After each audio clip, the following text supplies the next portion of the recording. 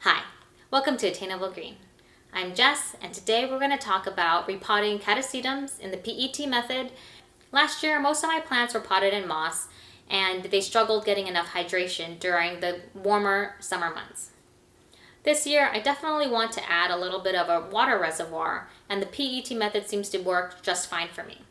The basic premise of the PET method involves using a plastic bottle made of PET or similar material. You make a couple of holes about 1 inch from the bottom of the bottle to create a water reservoir. In the reservoir, you put an inorganic medium like rocks or leca. Then you fill up the rest of the bottle with a mix of organic material or whatever you choose. Most of the time they put leca or bark and moss or a combination of all three or something completely different. It really is up to you, and in my case, I'm using rocks on the bottom, a layer of leca just in case to give it a little buffer from the reservoir, some chunky bark, and a layer of sphagnum moss on top.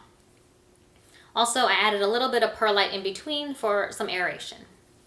I'm hoping that this method works for me for a couple of reasons. The first is because I want to give enough hydration to the plant.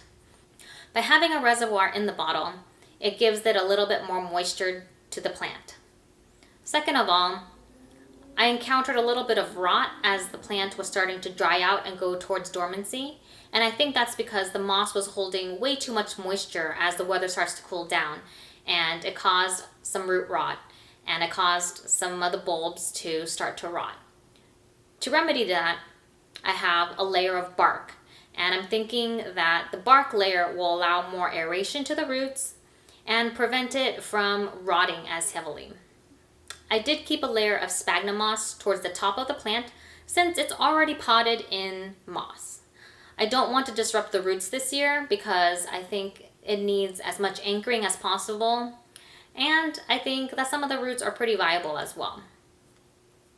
That way, the plant is pretty stable from the get-go, and I don't have to worry about staking it.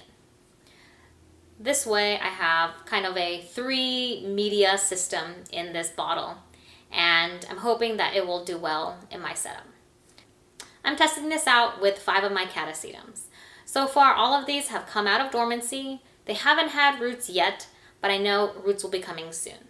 And this is the perfect time to repot because then you're not going to be damaging any new roots, and you don't have to worry about watering.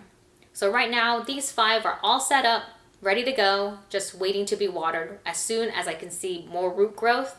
And the longer the roots grow and the leaves are growing, I'm sure in a couple of months, I'll be ready to water. So that's how my Catasetums are doing in the PET method. Okay, that's it. Thank you so much for watching. If you like this video, please give it a thumbs up and subscribe to my channel, Attainable Green, for the latest updates. And hit the bell so you never miss an episode. Bye!